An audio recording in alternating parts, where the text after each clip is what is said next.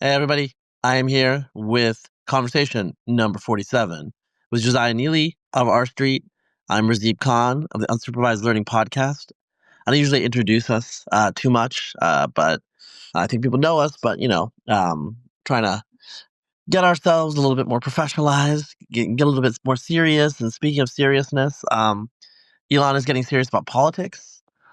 He wants to create a new party called the American Party, which is apparently mostly supported by H-1Bs in Silicon Valley. I just okay. I mean, the memes and the jokes are just too much. Well, actually, the guy who registered his CFO at Tesla, and so it is Vaibhav Taneja, Okay, yeah. the American Party, and um, I don't know. A lot of people are okay. One thing I do have to say is like, look, I mean, Elon is Elon. He's a weird guy. I'm like, whatever. I think, some of our friends are just saying, just like chill out, just let him like do his thing and he'll come back. And I don't know. I mean, I kind of agree insofar as just like, he's a big deal, but he's one person. And, some people in like, the Republican world and MAGA, it's like he wasn't really part of that world until recently anyway. So Yeah. if he leaves, you didn't really like, you're not like missing out on something that you had for a long time. He put in like a bunch of money and a bunch of enthusiasm for like that year, and you got a lot out of that. So whatever. I don't know. I think like some of the whining and the complaining is just like, just get over yourselves. Like, you go to the army that you go to battle with the army you have, and if he comes Right. back, he comes back, and if he doesn't come back, he doesn't come back. But it's just like not the end of the world. Yeah.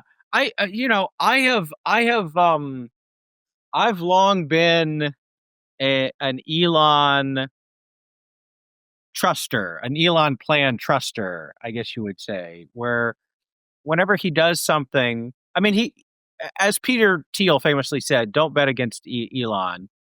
He has a track record of success against long odds and people saying that he's doing something that's stupid and it's going to fail, and then it works out. And he's obviously a very smart guy. So in general, whenever people have said with respect to whatever Elon's latest venture is that it's stupid or whatever, my thing has always been, well, we people are probably, if it looks like he's doing something stupid when he's clearly not a stupid person, then the most reasonable inference is that you're missing something, right? There's some other thing. I Yeah. will say this America Party thing, it really has been the first time where I have started to question that and wonder if, I don't know, maybe it, But uh, Josiah, I mean, isn't there a demand for a socially liberal, fiscally conservative party? yeah, yeah. Well, okay, so there's a couple of Maybe we can change the name. We call it the Libertarian Party. the Libertarian Party. Yes, right, right. Uh, I mean, I will get to my Elon Cope in a minute, but as you allude to, well, first, America is almost uniquely hostile to third parties, I would say, historically and currently, and part of that has to do with you know there's a thing in political science. I think it's called like de Vergner's law or something like that. I'm mispronouncing it, but the basic idea is that when you have a first past the post electoral system, right? So whoever gets the most votes wins, even if it's not a majority and it's winner take all. That tends to favor two parties for any particular election, right? Because if you have a third party, whether if you have two candidates on the right, that would allow potential, and they split the right of center vote, that would allow a left winger to get in with 40% of the vote or whatever, and vice versa.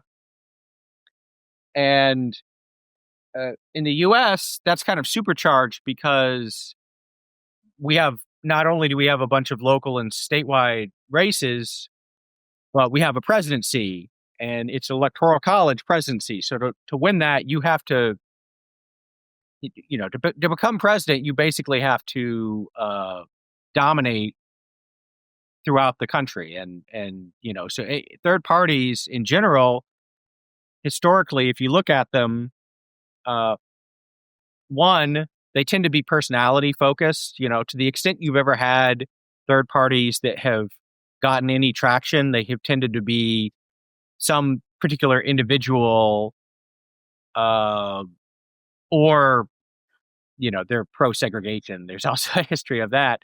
But I mean, a popular individual like Teddy Roosevelt or Ross Perot or whatever. Okay, but even Ross Perot, who I think did about as well as any third party candidate in the last 100 years, you know, he got 19% of the vote, which was respectable, but he didn't win any states, and he didn't. I think he only came in second in a handful of states. So, you know, it's very difficult, and especially, and then you also get into there's issues with like ballot access, other things like that. It's very difficult to do a third party and have it have any success. Elon, of course, is sort of a personality himself, and he's a rich guy, but he can't run. Certainly, he can't run for president. He could run for like some lesser office, I guess. But and as you alluded to, the other thing is if you were going to try and do a third party, you would want to go where the voters are, and if you just look at public opinion, there's a lot of people who are socially liberal in this country, and there are some people who are fiscally conservative, but there's very little overlap. That quadrant is very overrepresented among certain kinds of elites in the tech world, in journalism, like pundits, perhaps. But in terms of public support, I mean, there's just not a lot of, there's not a lot of traction there. And in particular, it's not even just a libertarian type of thing, but, the issues that he is focused on or says he wants to focus on are, H1B immigration, right? Okay, well, you know, that's appealing to a demographic that is not able to vote mostly. And then deficit reduction, which could, in theory, be an issue that has some traction, but in the current environment, it really just doesn't. So if you were going to try and do a third party run, this would not be this. It didn't really seem like this would be the positioning, how you would want to position it. I think you would basically. I think what you would want is, someone who is, I don't know, like Bernie Sanders, but anti-trans, or anti-identitarian, right? Like that would be a bigger. I mean, you would almost want the opposite. You would want social conservative, fiscal liberal, right? That would be Which, to ish. some extent, Yeah, you don't. I mean, you don't want to be. Donald Trump went in that Yes. a little bit in that way. Yes, correct. Yes, he kind of occupied the middle ground of American politics, which is another reason why right now I don't think is a good time for a third party. You could you could have 10 years ago or whatever, when you had the Mitt Romney era Republican Party, then perhaps there was an opening for a candidate, who would have been like an immigration hawk, but doesn't want to touch Social Security or Medicaid, and is non-interventionist or less hawkish in terms of foreign involvement. All right. Well, Trump did all that, so there's not really anything left. So I mean, this I think is a problem in terms of is there any real chance of success for this thing? I would say no. Now, if I try and think, okay, well, if I try and apply my normal heuristic and say, well, Elon's not a stupid guy, he must realize this. So what else is going on? I think it's possible that the plan is not, he doesn't realistically think, okay, I'm going to form this party and we're going to win, but that by forming this party and running, depending on where you run candidates and depending on what you do in terms of donors or whatever, while you couldn't win, you could siphon off enough support to make it difficult for Republicans to win. So perhaps this is a kind of leverage play in the same way. And I don't know that this example that I'm about to give was done deliberately, but if you think back to the 2024 election, Robert Kennedy Jr., he was running as an independent and he was only polling at, I don't know, 6% of the vote, something like that. But it did seem at one point that he was pulling more Trump support than Harris support and potentially could have swung some states. And as a result, Trump kind of brought him on board, right? And gave him, and he's that's kind of worked out for him. He's HHS secretary now, and some of his issues have kind of gotten folded back into the wider, MAGA movement. So maybe that it's possible that Elon sees this as kind of like his way back into the tent.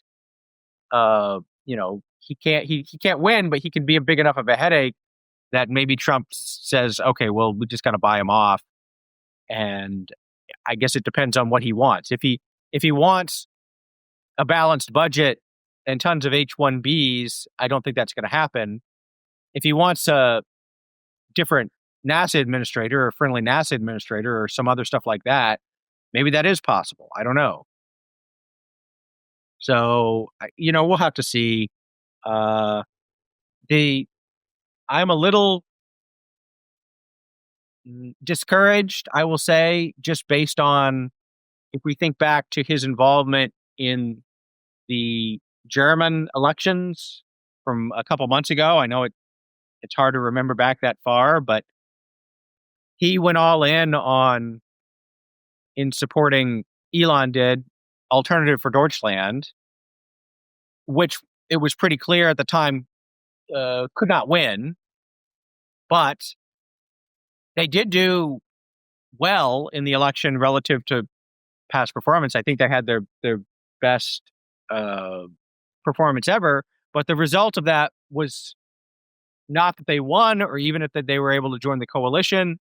It's that the other right-wing party, they siphoned off enough support that party lost, and so the SDP is back in control now, right? So, that's kind of a possibility of what could happen with this American party. I think most likely, I think it'll just not go anywhere. I think I saw online that Mark Cuban and Anthony Scaramucci had expressed interest in joining the America Party or whatever. And, these are not good signs for like the ultimate party or whatever, but you could siphon off enough votes or donors or other things to create some headaches, I would say, for the Republicans in particular. Yeah, maybe. I think this stuff is like pretty volatile and erratic. I mean, yeah, I don't think the success probability is high. So, the American issue with third parties is third parties have been successful very rarely, and the way they become successful is they become one of the two parties. So yeah. Well, okay. So I would say even that has really, if you look at American history, the only okay. So originally there were not supposed to be any political parties. The founders didn't like them, but they quickly developed. And so you had two, the Democratic Republican Party and then the Federalist Party. The Federalists were completely wiped out. The Democrat Party then just the Democratic Republican Party split into the Democrats and the Whigs, and then people will sometimes cite the Republican Party as an example of a third party that ended up becoming dominant as one of the two major parties. But that is really not what happened. What happened is the Whig Party imploded, and you had one election. It's probably the only election in American history where you really did have three viable parties, because there were two options to try and be the successor to the Whigs as the other party besides the Democrats. There was the Republican Party, and then there was the. Actually, I think it might have been I think it might have been called the American Party. It was the Know Nothings. So in the 1856 election, both of them were kind of vying to see who would become the new major party, and the Republicans ended up winning that. So, I mean, that's not really in other countries, like in the UK, it is the case that the Labour Party started out as a fringe party, and then it's just slowly built up support and supplanted the Liberals and became one of the two major parties. And you have in other countries, you have examples of that. But in the US, really, really that doesn't happen. And I think there's a reason why, the oldest continuous political party in the world is the Democrat Party, and the Republican Party is the third oldest.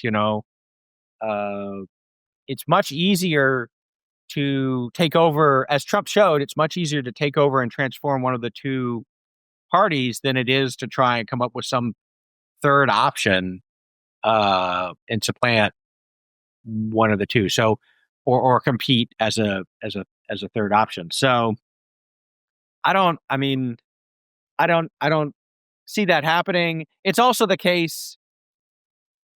How to put this? I mean, Elon, he has been known to kind of be really focused and intent on something for a little while and then shift its attention and gears totally. So it's not clear to me that the America Party will even exist in 18 months, when you have the midterms, let alone the next presidential election or whatever, so who knows, right? History is happening fast. Maybe by then, he and Trump will have worked out a deal where he becomes governor of Mars, and the America Party becomes the Mars Party. I don't know, right? You never know. Yeah, yeah. It's pretty. There's a lot of little forks here. I will say, I think like the fiscal stuff. I think there's no good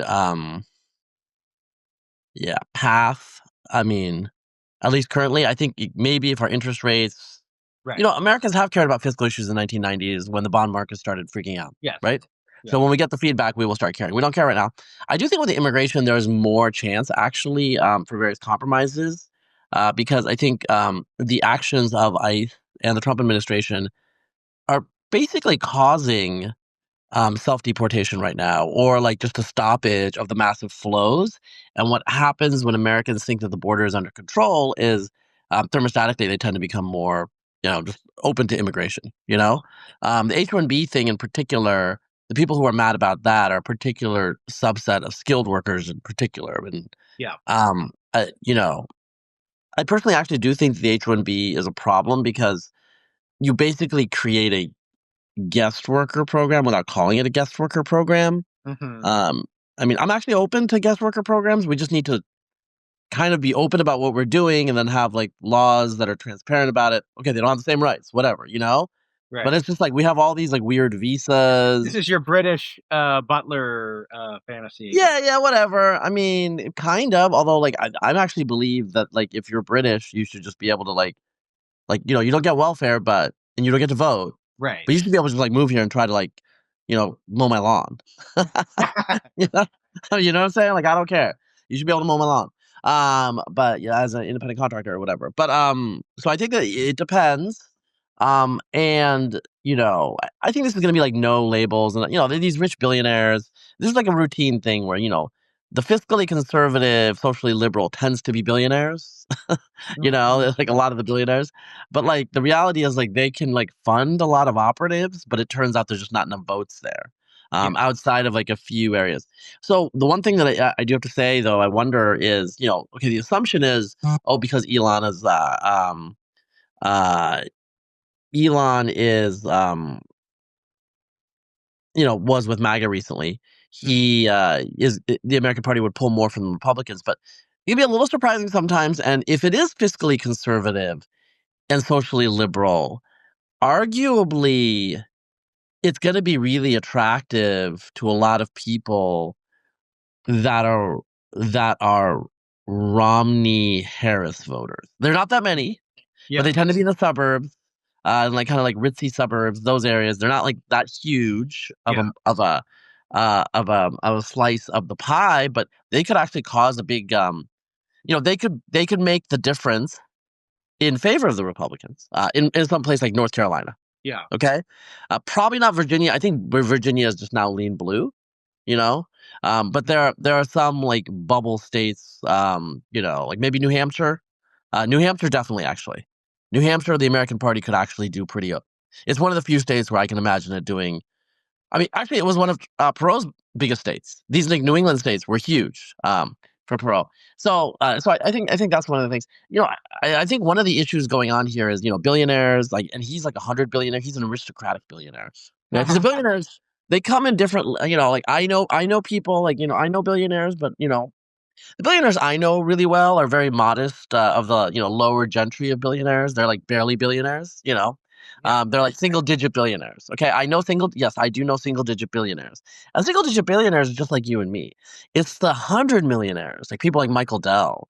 Like those people are hard to get to because they have, you have to go through the lower billionaires to get to them, Yeah. you know? And so it's just like, it's really difficult. But anyway, Elon has a lot of money. There's gonna be a lot of people that are gonna tell him what he wants to hear. So Right. I think we're just gonna let it play through and see how it goes. I do think he's kind of an interesting bundle of contradictions, and I think partly that's because he is really focused on getting to Mars, and everything else is commentary. So he obviously wants these EV credits and all this stuff, and he's really pro electric. And I'm kind of pro electric. I don't have like strong opinions about the credits, but I do think the Republicans are a little bit knee jerk about being pro coal right now, but I don't know. You know more about this stuff than me. Kind of like almost like in a culture war way, where I think Yeah. like batteries are getting better, and we're gonna go electric for most things, but not everything. Um, okay, and I actually have a similar philosophy at this point on energy that I do about housing. I just want more of all of it. Hmm. Right? Right. Like I want like open up the Atlantic and open up the Pacific coasts to oil development. Don't have it just be Texas and Pennsylvania. Yeah. Southern California and the Southern Central Valley still has a fair amount of oil derricks actually around Bakersfield. Anyway, I want there to be more of that out there on the table.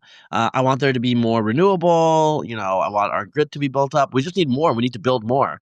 And it's kind of the Texas philosophy, right? So anyway, but then like there's other things, there's fiscal obsessions, which are like, okay, that's fine, but on the other hand, you want other types of subsidies. Right. I don't know about that. I share a lot of his fiscal concerns. I just like wonder about the bundle of beliefs that he sometimes has. He's very anti woke. He is against. I think his immigration position is actually like pretty mainstream. Yeah. I think both the Democrats and Trump, and especially some of the people under Trump, are actually outside the mainstream, candidly. And like, obviously, the media is overdoing some of the ICE stuff, but they're clearly just trying to scare. I mean, honestly, they are scaring people, and they are trying to scare people. That's kind of the plan. So Mhm. sometimes when the Democrats are like, "Oh my God, like look what they're doing," do you understand that they're doing that because they are trying to reverse the idea that was inculcated under the Biden administration that if you just get here, you'll be good. Yeah. And a You're not lot going to be of, good. I will also say on the immigration thing, there's really a lot of continuity.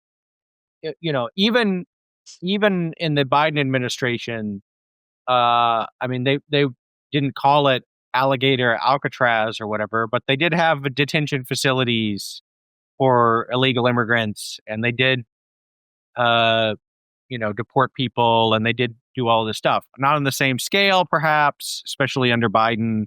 The border was definitely out of control, and so there are some differences, but I think some of it is just media. Uh, both left and right media have a tendency and an interest in hyping up Republican immigration enforcement efforts and then just kind of ignoring those same efforts when the Democrat is president, right? So that's Yeah. part of it. Yeah, the Obama administration, the left did call him deporter in chief. Right, right. And he was doing that actually to get an immigration deal. I mean, whatever. I'm not saying. I mean, I don't think immigration was like that big of an issue for Obama. Actually, I just think he wanted another win aside from Yeah. healthcare, whatever. Okay, so I think the American Party is interesting. Maybe it'll keep Elon busy and he won't act out a little bit. Shall we say? Let's talk about kind of something sad. Yeah. So right now the death toll is 27. And some flash floods here in Texas in the Hill Country by Kerrville. These are terms and words that I am familiar with now after a decade living in this region. You're native. Can you talk us about the Hill Country, the flash floods, Kerrville, in like the historical context and what happened? Because I mean, this happens unfortunately, so it's not like shocking. Yeah. So it is a striking thing about Texas, especially the Hill Country, is it doesn't. I there's like an old joke, um, where someone comes to the Hill Country and he says, uh, how like it seems kind of dry. How much does it rain here? And the local person says, "Oh, I think we get about you know 30 inches of rain a year, right?"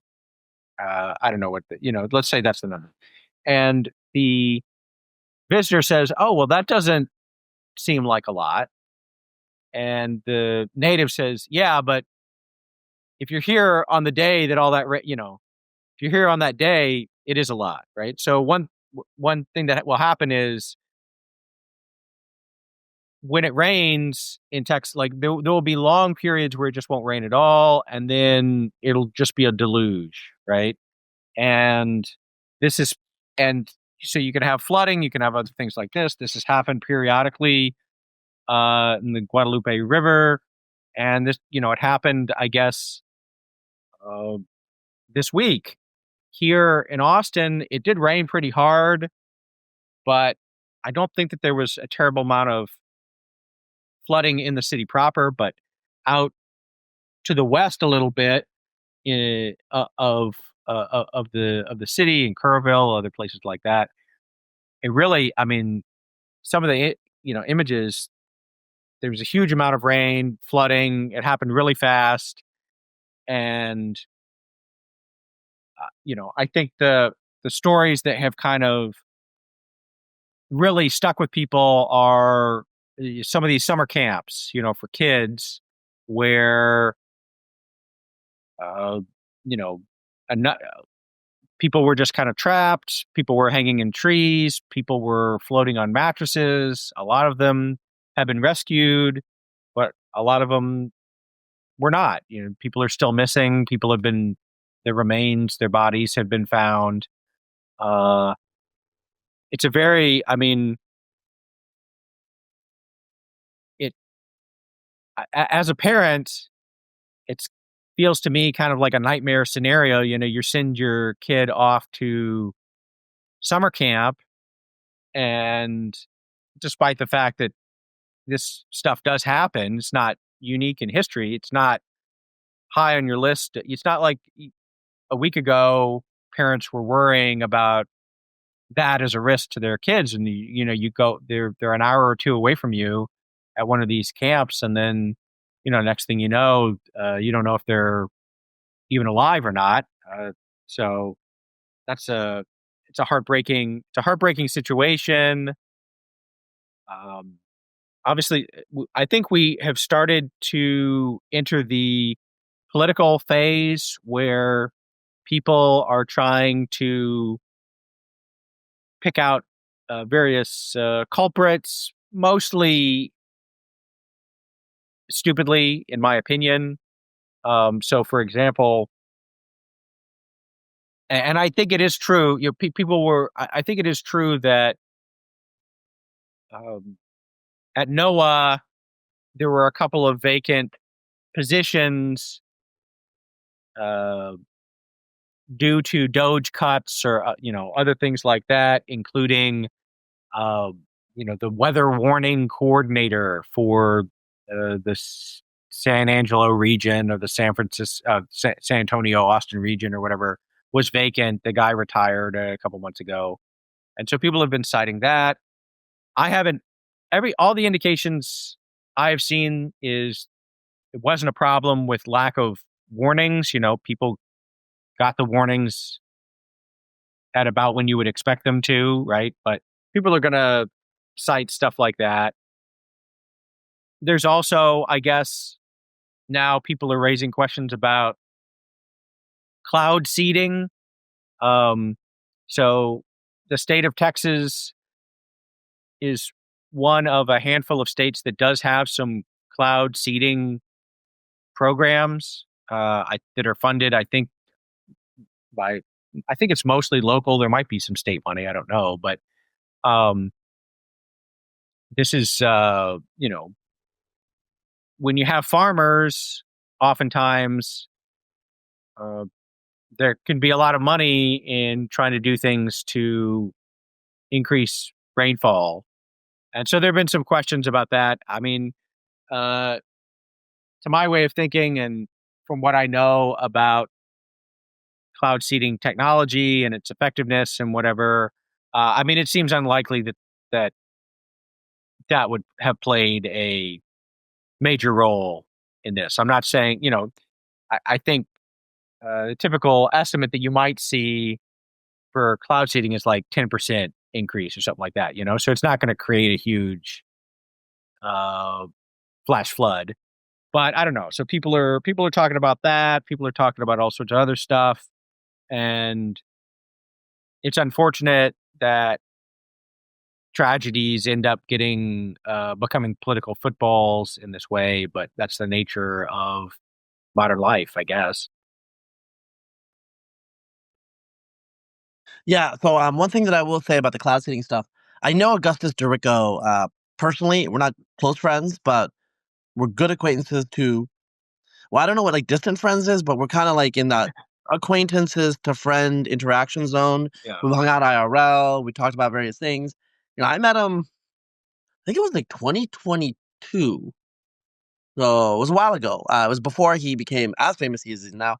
One thing I'll say about Augustus is, he's a very, as people know, Gundo and El Segundo is like a whole thing. It's pretty like conservative, a bit of MAGA coded, but he's also a very politic person, and he tries to um, kind of stay in the good graces of everybody because he wants RainMaker to be used by everybody. Right. It's not a culture war technology. RainMaker is he wants to make a difference.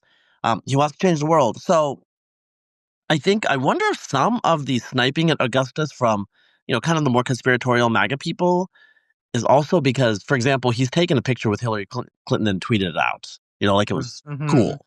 And some people have been like, what's up, bro? Like, are you really one of us? I've seen that online. I just wonder if that's, I Maybe. think he is conservative and he's very open about it, but he doesn't like put all the red meat out there constantly, Yeah. which is, if you're CEO of a company like Rainmaker, you do have to be very careful unless you're just like, okay, I'm only going to sell to people that are aligned, Right. And I don't think he wants to do that. He wants to sell to governments, Right. and so you got to kind of keep some of your cards closer to the vest. And I think that that's an issue. I know who he is. I think people who know who he is know that he would never get involved in these sorts of shenanigans, first of all. I mean, that's just way too high of a risk. That's Yeah. kind of like Theranos level malfeasance, and I don't think Rainmaker would do that. I mean, there are people who are skeptical about Rainmaker's viability. All this geoengineering stuff is, it's pretty out there. But no, all of the online conspiracy theorists are. I don't know what to say. I do think he had a pretty good response when it comes to the PR. One thing that I will say is they're talking about like now moving all the camps away from the rivers. Mm, I get it. I'm just going to put it out there. This happens every couple of decades. This right. sort of stuff. Yeah. And I think we do need to think about, like, be careful to not overreact, you know? Yeah. Flash floods do happen. Instead of moving the camps, I mean, I don't know how we could do a better warning system, Yeah. There's other things we could do, you know? I don't. Yeah. I will say. I mean, I don't. As someone who lives in Texas, grew up in Texas, went to summer camps in Texas, it's hard for me to imagine a summer camp in Texas that wasn't near the water. You Mhm. know what I mean? Oh, yeah, yeah, yeah. It's just like you're not. I mean, like it defeats kind of the purpose. I mean, not totally, but a big part of the camps is you do swimming activities or water activities every day. If it's kayaking or swimming or whatever, and if you didn't do that in a Texas summer, I mean, what are you gonna do? Just like sit inside and play video There's no games? point. Yeah, don't just go to Schlitterbahn. Just Yeah, go to Schlitterbahn. yeah. And of course, yeah. So I mean, you could just do like swimming pools or whatever, but that also kind of defeats the purpose of the camp to some Yeah. extent. So I don't. I I mean, the part of the issue, like, so we got kids, and I think that, one of the things that once you have kids is these stories are very painful. I haven't read a lot of them, not gonna lie. I don't wanna read it. yeah, I don't wanna imagine, like, a 10-year-old girl, right, yes, I don't even wanna say it. yeah, Because you see your own kids, you feel your own kid, and, in the abstract, before you have kids, of course, like, your heart goes out to these people, but once you have a child, your heart goes out to, like, that could be you, you right. know? So, I don't wanna, like, make light of these camps and what happened to them, but helicopter parenting is an issue. Hmm. And, like, Yeah, parents today, they want their kids to be 100.00000% safe, and, yeah, the safest thing to do is just, like, lock your kids in the house. right. I mean, that So, I let's think let's that's be honest with this. probably yeah. To the extent that there is a reaction, maybe that will be more of it. We were talking, I think, in the last episode about summer camps, and I mean, a lot of them now are not sleepaway camps, right? I mean, they're like day camps, and they're STEM focused or educational somehow, or sports or whatever. So maybe the incidents like this will probably perhaps encourage that trend. Um, but I don't know. I mean, people are different. Some people are not going to want to send their kids to this on the off chance that something bad could happen.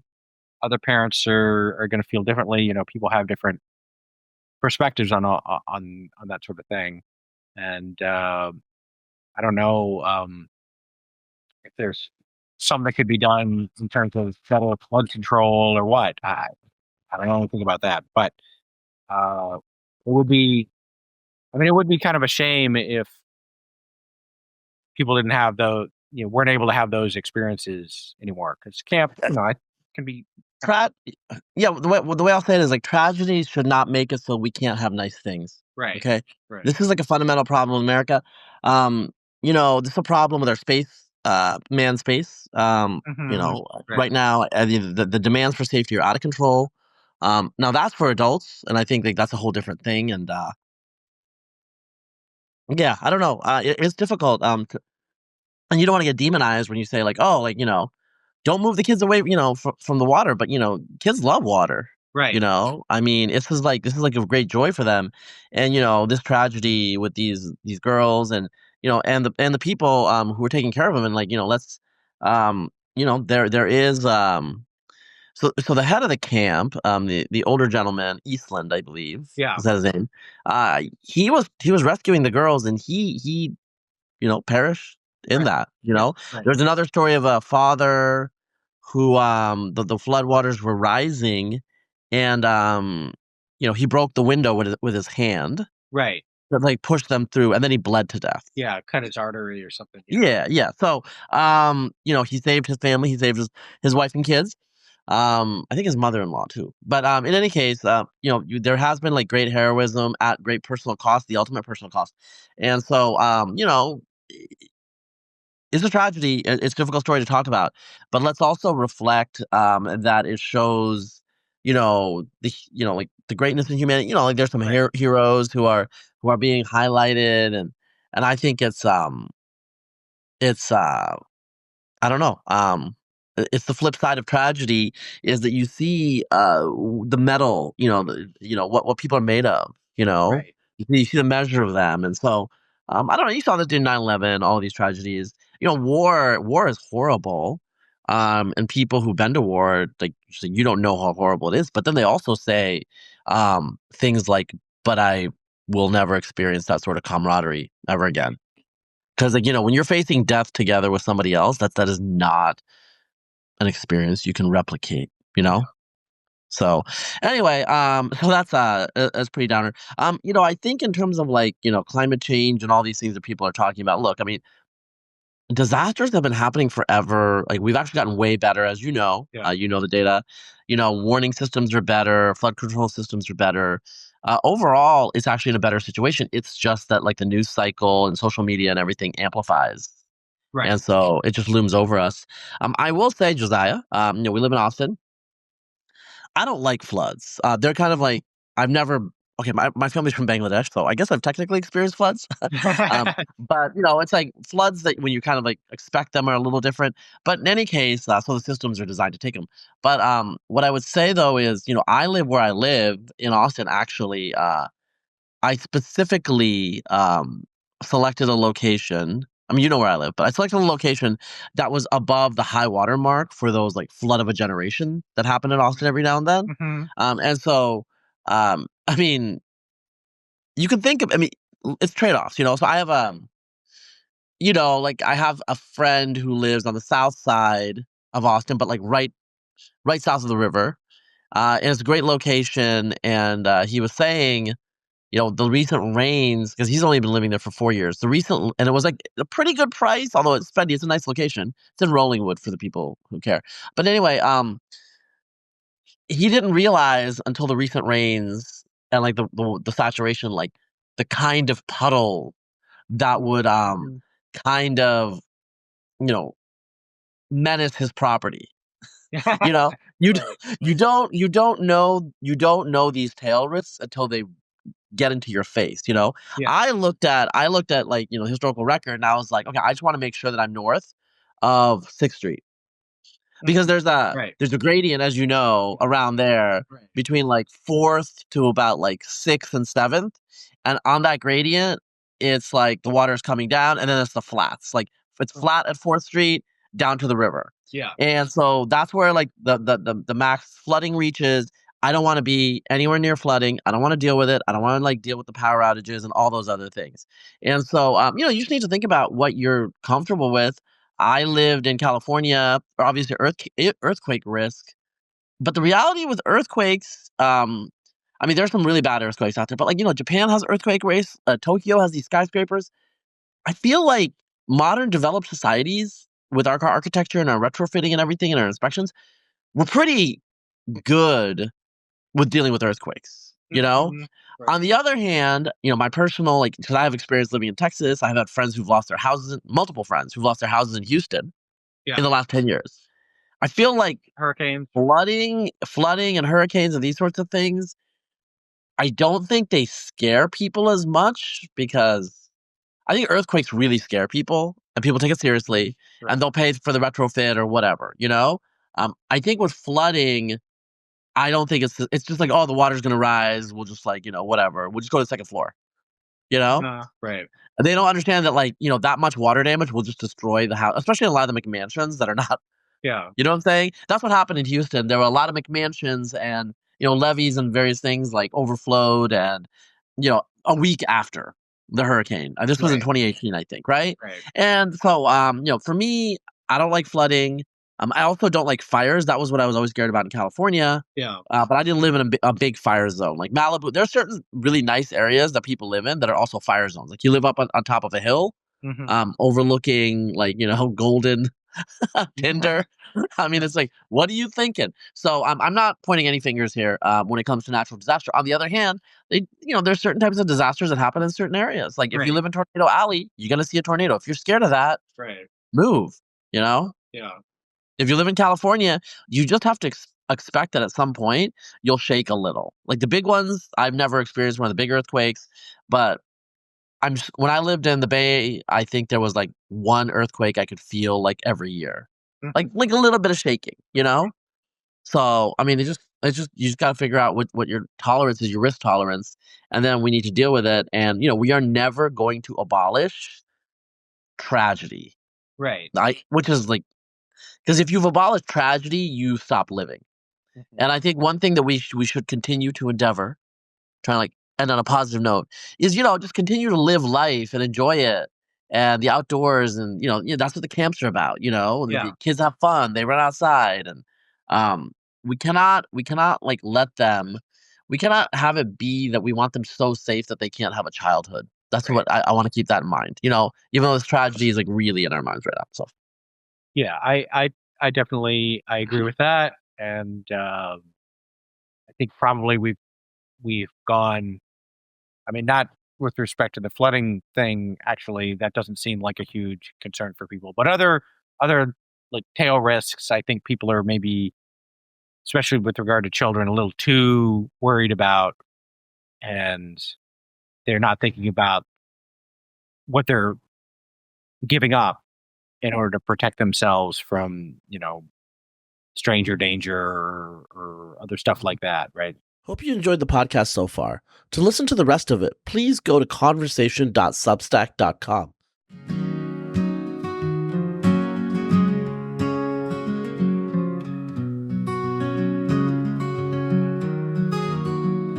Two minds met on a summer's eve, each with truths they long believed. Words flowed like a winding stream as hours passed in deep debate. And after all was said and done, they found a thread of common ground. In listening close, they came to see a shared humanity. They spoke of justice, spoke of change, of history's weight and future's range. Their views at first seemed worlds apart, but patience bridged the divide. And after all was said and done, they found a thread of common ground. And listening close, they came to see a shared humanity. They spoke of justice, spoke of change, of history's weight and future's range. Their views at first seemed worlds apart, but patience bridged the divide. It's not about who's wrong or right, but understanding others' light. In civil discourse we can find ties that gently bind. And after all was said and done, they found a thread of common ground. And listening close, they came to see a shared humanity. as dawn broke soft on dewy grass, they smiled and shook hands at last. Two souls enriched by reason talk, united in respect. And after all was said and done, they found a thread of common ground. And listening close, they came to see the shared humanity.